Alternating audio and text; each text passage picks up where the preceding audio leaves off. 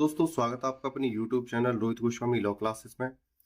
और आज मैं आपको कराने वाला हूं LLB सेकेंड ईयर। सेम है हमारा फोर्थ, एक्ट है हमारा इन्वॉल्वमेंटल लॉ, कोड है हमारा 4003 और क्वेश्चन नंबर है हमारा 8। अब से पहले आपके मैं प्ले लिस्ट पे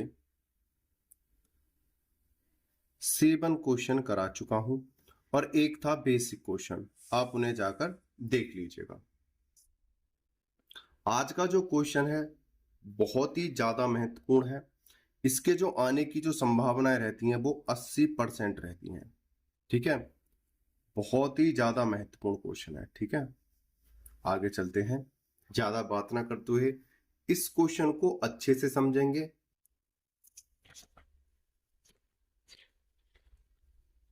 क्वेश्चन नंबर है हमारा 8। भारतीय दंड संहिता 1973 के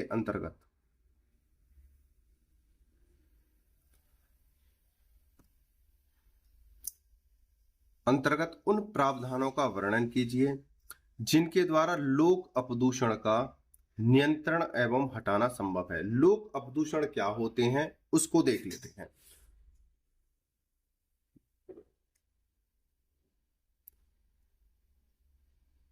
ये एक क्षेत्र है और क्षेत्र का नाम है ए। इस ए क्षेत्र में यहां पर व्यापार चल रहे हैं। ठीक है, ये व्यापार है। ठीक है, यहां पर ये निवास स्थान है। ठीक है, ऐसे लोग रह रहे हैं, बीच बीच में यहां पे निवासी हैं। ठीक है, दूसरा, यहां से नदी बहकर जा रही है। ये नदी निकल के ऐसे जा रही है। यहां से ही एक नाला निकल के जा रहा है जो इसमें मिल रहा है। ये नाला इन कंपनियों से आके इसमें अटैच हो रहा है। ठीक है, ऐसे अटैच हो रहा है। ये जो लोग हैं यहां पर, जो ये छोटी बिंदी दिख रही है, ये मनुष्य हैं। ये अपना घर निर्माण कर रहे हैं, ऐसे यहां पे घर का निर्माण कर रहे हैं। ठीक है, या ये तालाब है, यहां पर पानी एकत्रित है, तालाब। अब इसमें होता क्या है, ये छोटे छोटे तो हो गए मनुष्य, ये हो गई नदी, ये तालाब हो गया, ये हो गया तुम्हारा नाला जहां से गंदा पानी जाता है, और ये हो गए आपके सीवर जहां से कंपनियों का पानी जाता है। ठीक है, ये सब क्या है, एक ही स्थान पर हो रहे हैं, सब रड्ड गड्ढ चल रहा है। पहले एक एक करके समझेंगे। अगर कोई उद्योग ऐसा है, कंपनी ऐसी है, या व्यापार ऐसा है जिससे यहां पर रह रहे लोगों को गंभीर बीमारी या परेशानी होने वाली है, तो ऐसे उद्योगों को बंद कर दिया जाएगा। दूसरा पॉइंट देखते हैं। कोई नदी है, कोई दबंग व्यक्ति उस नदी के पानी को अपनी मर्जी से कहीं से काटना चाहता है, या कहीं से रोक लगाना चाहता है, या कहीं से इस नदी का कहीं कटाव हो जाता है, जिससे गंभीर परिणाम भुगतने के लिए मनुष्य तैयार नहीं है। क्योंकि भाई मनुष्य जो है इन गंभीर परिणाम को भुगतने के लिए तैयार थोड़ी होगा, और यहां पर कोई घटना होने वाली है। तीसरा, व्यक्ति यहां पर रह रहे हैं, आज की डेट में एक दूसरे की कोई बात तो मानता नहीं है, सब अपने आप में ताकतवर हैं, दबंग हैं, बदमाश हैं, सब घर घर में। एक का घर बन रहा है, दूसरा व्यक्ति का वहां पर घर है आपस में ही। ये जो व्यक्ति है अपने घर का निर्माण इस प्रकार करता है कि दूसरे वाले व्यक्ति के घर को नुकसान होने वाला है। वो मंजिल पे मंजिल चढ़ाने वाला है, और सामने वाले को लग रहा है कि अब ये जो मंजिल है या ये जो घर की नींव है कमजोर है, गिरने वाली है। ठीक है, उस मकान के बारे में।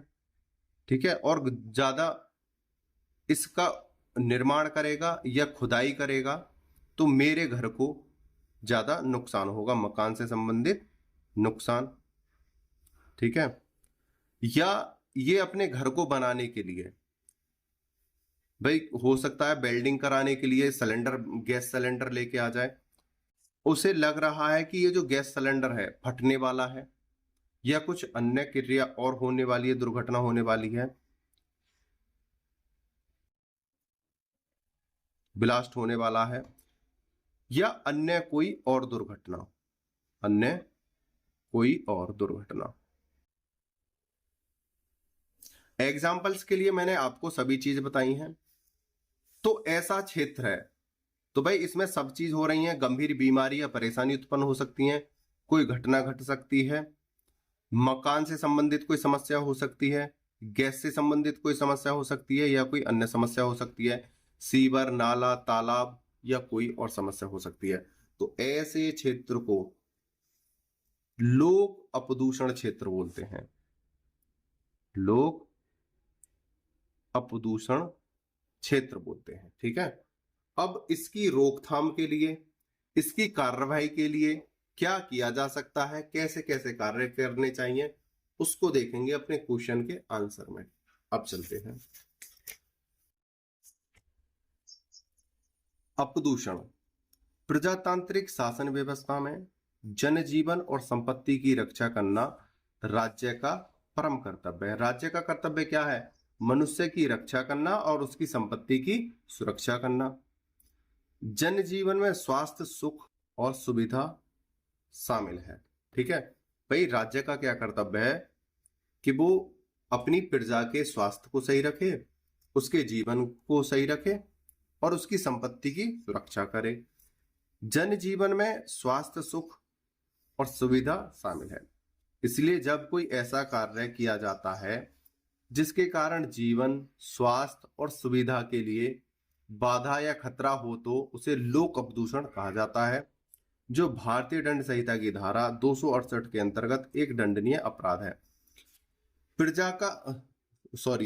राज्य का सबसे प्रमुख कर्तव्य क्या है? अपनी प्रजा का स्वास्थ्य, संपत्ति और सुख, इन चीजों का ध्यान रखना। अगर इनकी ही क्षति होने वाली है, हानि होने वाली है, ऐसे लोक अपदूषण से रोकथाम करना, उपाय करना।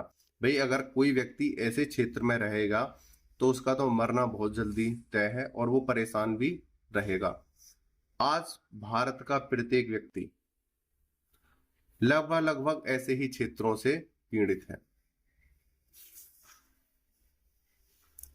इसे दूर करने के लिए दंड प्रक्रिया संहिता के अंतर्गत धारा 133 से 143 यानी सेक्शन 133 से लेकर 143 तक प्रावधानिक किया गया है, जो निम्न प्रकार है। देखो, भारतीय दंड संहिता की धारा 133 से लेकर 143 में इसके प्रावधानों का वर्णन किया गया है, उसको देखते हैं। नंबर 1 है न्यूसेंस हटाने के लिए सशर्त आदेश। धारा 133 के अनुसार न्यूसेंस हटाने के लिए नंबर 1 क्या? किसी लोक स्थान यानी जहां पर जनता निवास करती हो, लोक स्थान, मार्ग, नदी या जल सरणी जो विविध पूर्वक जनता द्वारा उपयोग में लाई जाती है या लाई जा सकती है, तो विधि विरुद्ध बाधा को हटाया जा सकता है। ठीक है, एक चीज देखो, यहां पर बोला गया है लोक स्थान,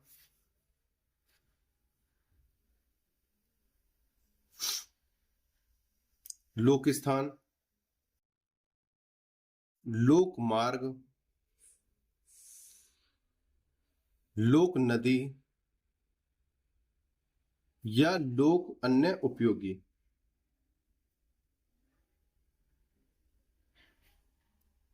वस्तु।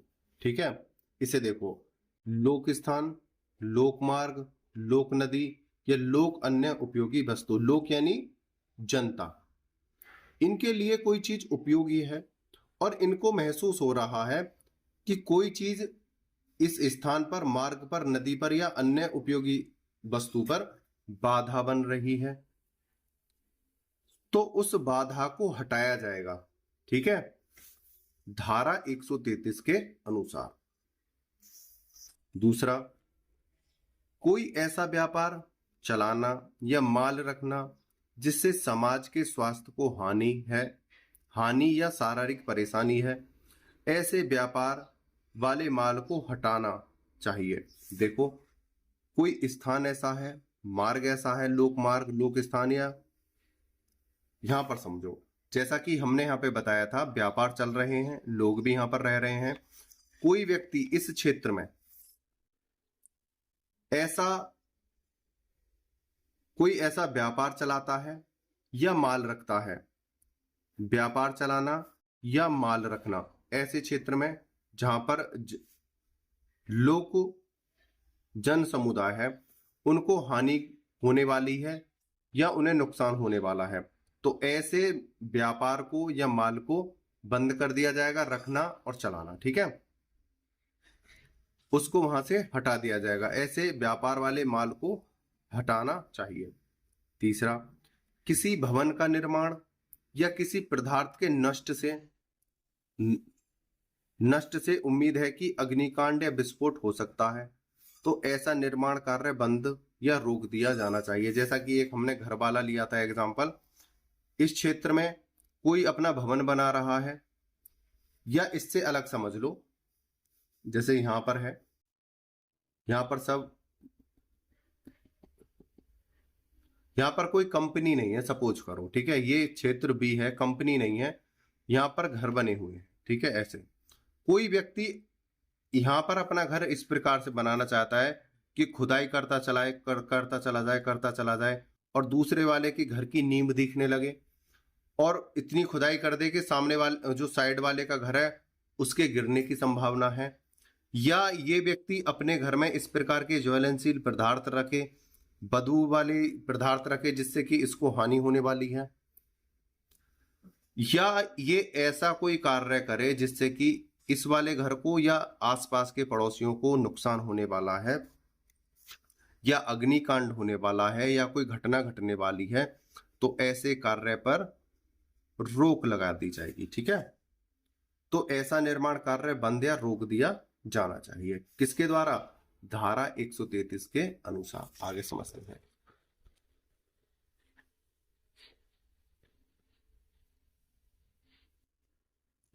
कोई भवन, तंबू, वृक्ष या अन्य कोई पदार्थ जिसके गिरने से किसी पड़ोसी या कारोबार को हानि हो, तो उसे हटाया जाना चाहिए।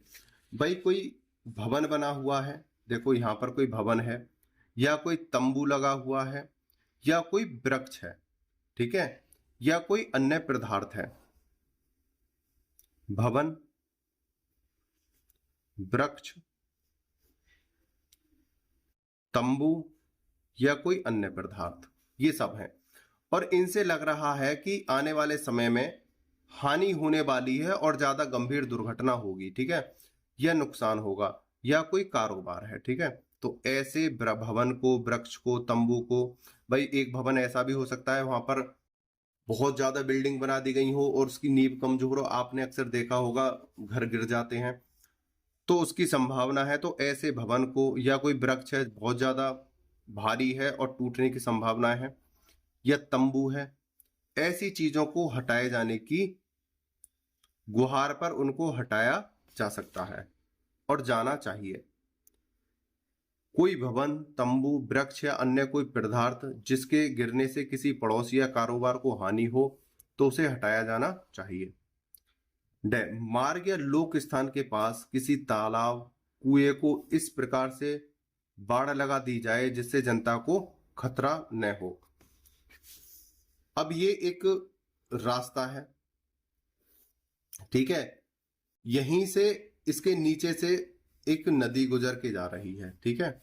भाई पुल बना देते हैं, सपोज करो ये जो पानी बह रहा है और ये जो पुल है, यहां कैसे ये जो पुल टूट जाए या यहां से बांध कट जाए, तो इनका कहने का मतलब है कि इनकी रोकथाम की जानी चाहिए, इनकी मरम्मत की जानी चाहिए, ठीक है। बाढ़ लगाना, रोकथाम और मरम्मत की जानी चाहिए जिससे जनता को खतरा ना हो। आगे चलते हैं।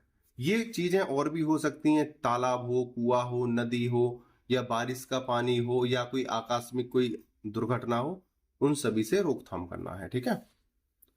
यदि वह ऐसा करने में आपत्ति करता है तो वह स्वयं उसके समक्ष या उसके अधीनस्थ किसी कार्यालय मजिस्ट्रेट के समक्ष उस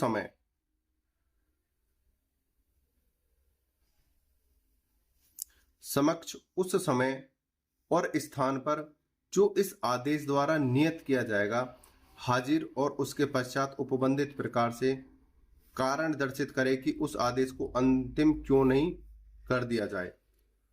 अगर देखो, इसको समझने के लिए ऐसे है, अगर कोई व्यक्ति इन चीजों से बाधा होने वाली है, या दुर्घटना होने वाली है, या कोई विस्फोट होने वाला है, यहाँ पर हो, या जो पहले मैंने एग्जाम्पल दिया है वहां पर हो, कोई उसे करने से रोकता है, तो उसे कार्यालय मजिस्ट्रेट के सामने पेश किया जाएगा और उससे पूछा जाएगा, भाई तुम ऐसे कार्य को करने से क्यों रोक रहे हो? भाई हम तो जन समुदाय के लिए कर रहे हैं, तो उसका वहां पे जांच पड़ताल होगी, उसकी हाजिरी लगाई जाएगी और उसकी देखभाल होगी। आगे चलते हैं। मजिस्ट्रेट द्वारा इस धारा के अधीन उचित रूप से दिए गए किसी भी आदेश को किसी सिविल न्यायालय में प्रसन्नगत नहीं किया जाएगा। आगे चलते हैं। स्पष्टीकरण।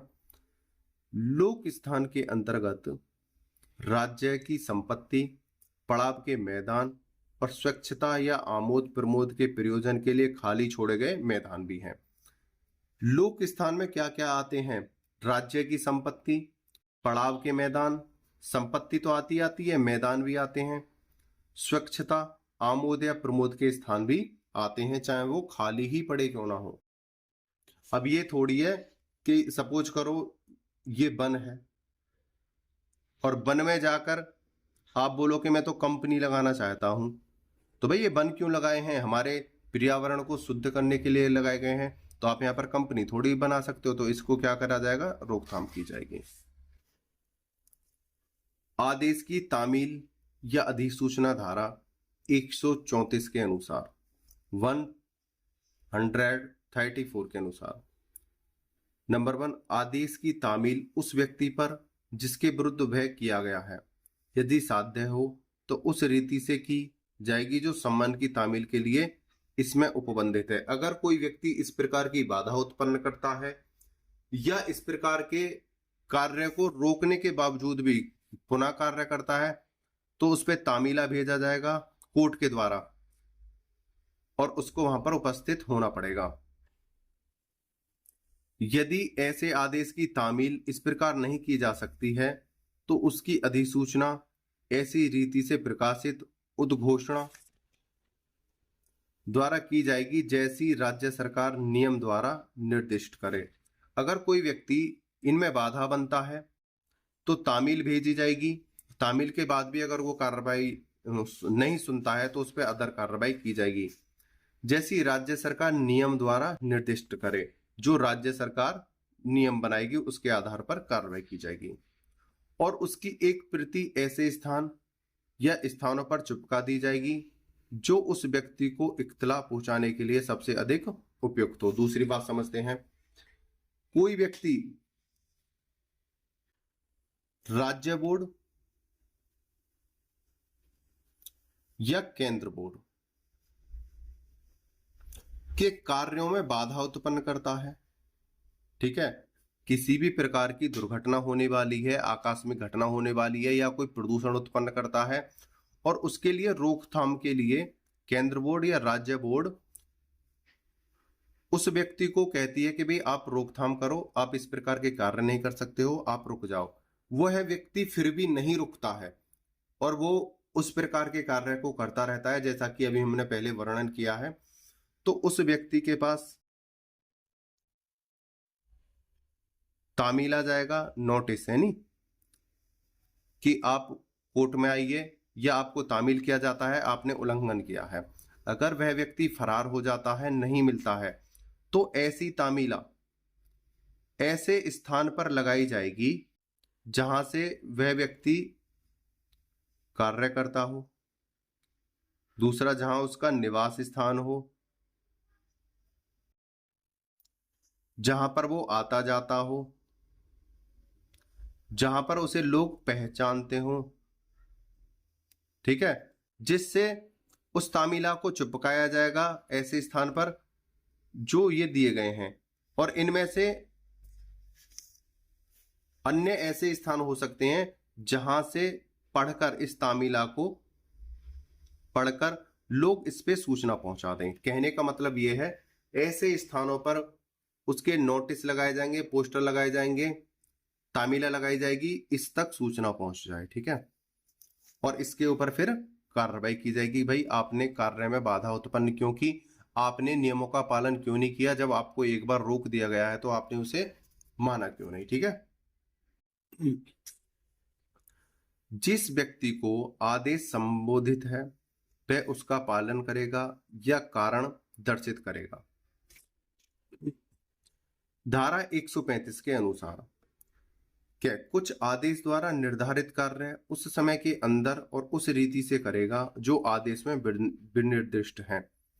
दूसरी बात, अगर किसी व्यक्ति को कोई कार्य करने के लिए परमिशन दे दी गई है तो वह जिस समय के अंदर, मतलब उसे समय निर्धारित किया गया है कि आप इस समय के अंदर अंदर कार्य करोगे और कुछ नियम है, उस नियम के अनुसार कार्य करोगे, ठीक है, उस आदेश के अनुसार हाजिर होगा और उसके विरुद्ध कारण दर्शित करेगा। अगर वह उससे अलग कार्य करता है तो वो हाजिर होगा और कारणों को बताएगा कि इसका ये कारण था सर, इस वजह से ये कार्य हुआ है, या रीतियों का जो नियम है उनका उल्लंघन हुआ है, उसके बारे में ब्यौरा देगा।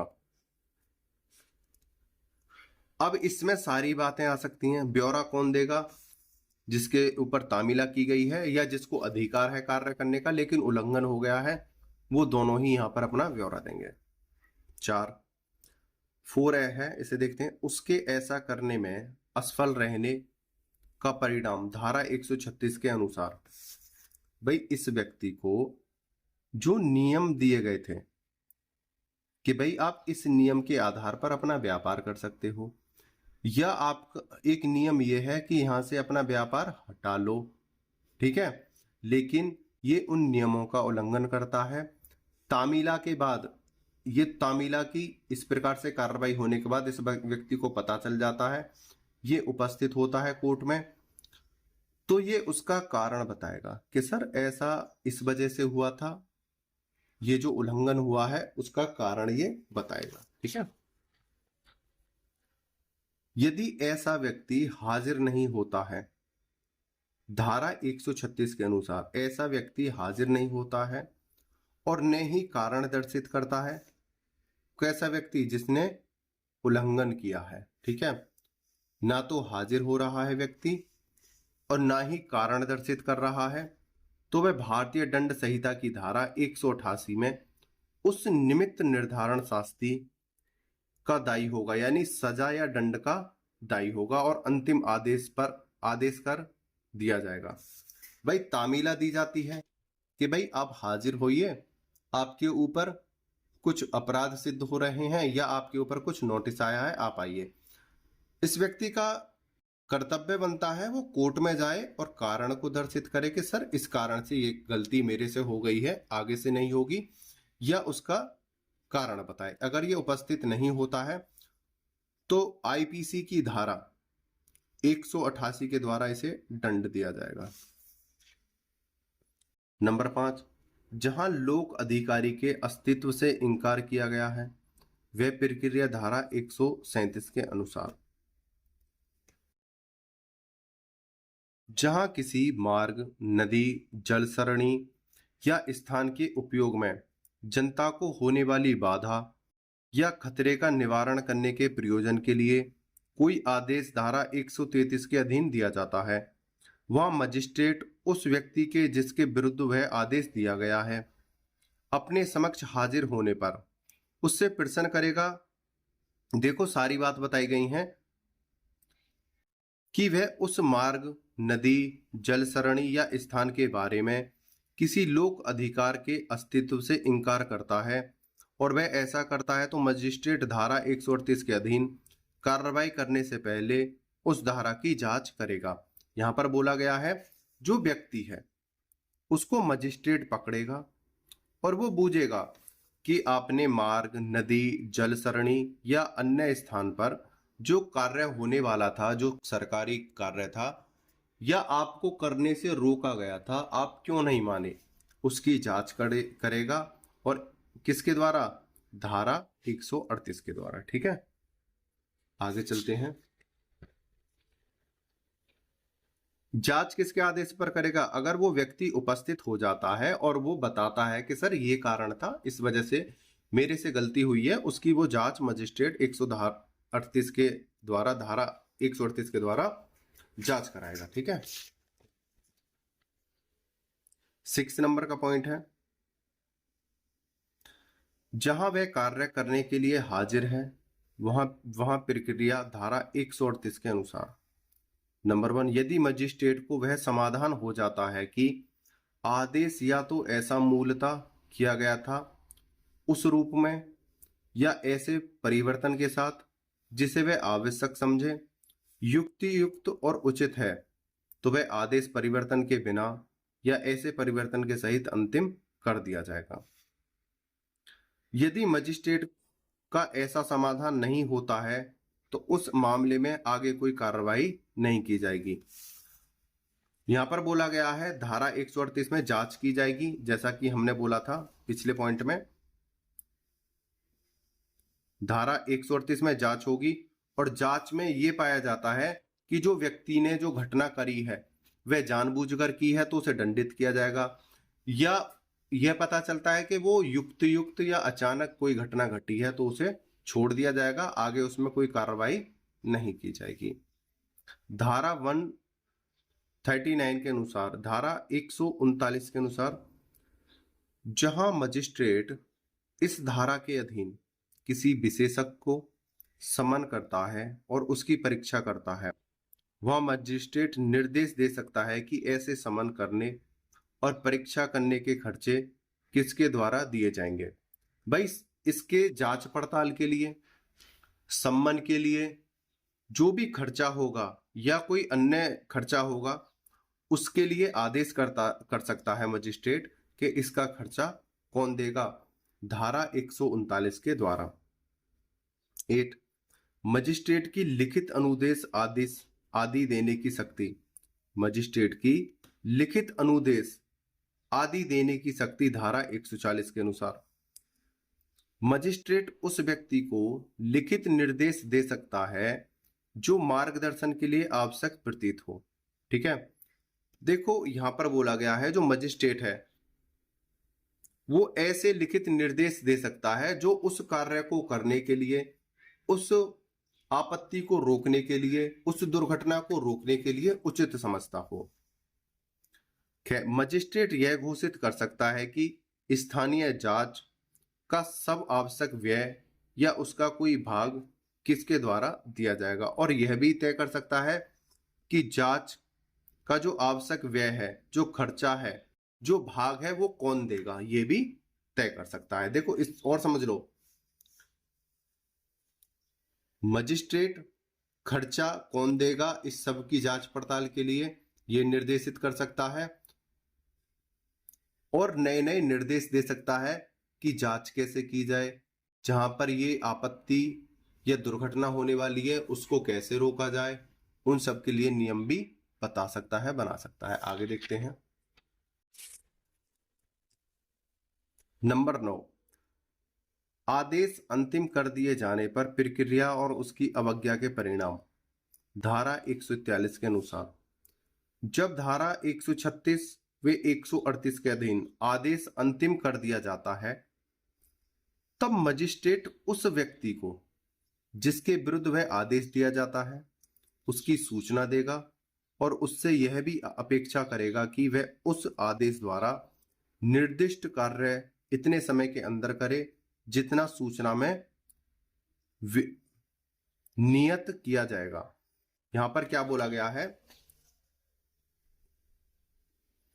कि धारा 136 और 138 के द्वारा सभी जांच पड़ताल होने के बाद यह आदेश करता है उस व्यक्ति के लिए कि भाई आप सही हो, कोई दिक्कत नहीं है, लेकिन आपको जो नियत समय और जो नियम दिए गए हैं उसके अनुसार ही आप कार्य करोगे, उसके बाहर आप कार्य नहीं करोगे, नहीं तो आपके ऊपर तामील दे दी जाएगी, आपके ऊपर केस कर दिया जाएगा, ठीक है। और आपको फिर सारा खर्चा देना पड़ेगा जो आपके साथ आपके द्वारा दुर्घटना में हुआ है और जो सरकारी खर्च होगा। जितना सूचना में नियत किया जाएगा और उसे सूचना देगा कि अवज्ञा करने पर वह भारतीय दंड संहिता की धारा 188 द्वारा उपबंधित सजा का भागी होगा। अगर वो धारा 136 और 138 के द्वारा दिए गए आदेश, नियत समय और नियम का पालन नहीं करता है तो धारा 188 के द्वारा दंडित किया जाएगा।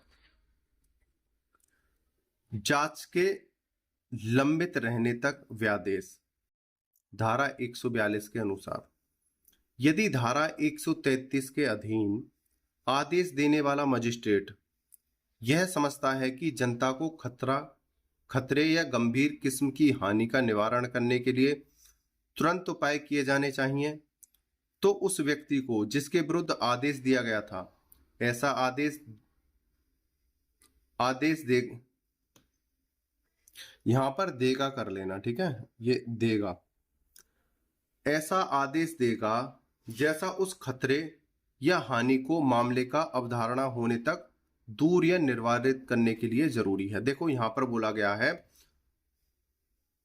अगर सरकार को यह पता चल जाता है, सरकार को यह अनुमान हो जाता है कि इस क्षेत्र में या अन्य क्षेत्र में जो मैंने एग्जाम्पल दिए हैं आपको कि खतरा होने वाला है, क्या खतरा होने वाला है और किसके द्वारा होने वाला है, किस व्यक्ति के द्वारा होने वाला है, तो उसको तुरंत आदेश देगी, ठीक है। दोबारा देखो, यदि धारा 133 के अधीन आदेश देने वाला मजिस्ट्रेट यह समझता है कि जनता को खतरे या गंभीर किस्म की हानि का निवारण करने के लिए तुरंत उपाय किए जाने चाहिए, भाई मजिस्ट्रेट को तो पता है कि हमें तुरंत उपाय किए जाने चाहिए, घटना होने वाली है, ठीक है, तो उस व्यक्ति को जिसके विरुद्ध आदेश दिया गया था ऐसा आदेश देगा जैसा उस खतरे या हानि को मामले का अवधारणा तक दूर या निर्वाधित करने के लिए जरूरी है। उस व्यक्ति द्वारा चूक पर मजिस्ट्रेट स्वयं ऐसे साधनों की व्यवस्था करेगा जिससे खतरे और हानि को दूर किया जा सके। खतरा होने वाला है, ठीक है, होने वाला है, आदेश दे दिया गया है जहां से खतरा होने वाला है उस व्यक्ति को, ठीक है, लेकिन यह व्यक्ति नाकाम होता है, उस घटना को या उस आकस्मिक घटना को या दुर्घटना को होने बचाने में नाकाम रहता है, तो सरकार का कार्य है इसे नोटिस देने के बाद और ये पता चलता है कि भाई ये नाकाम रहेगा इस प्रकार की दुर्घटना को रोकने में, तो सरकार उसके लिए स्वयं उपाय करेगी तुरंत, ठीक है, और उसमें जो खर्चा आएगा ये व्यक्ति देगा। आगे चलते हैं,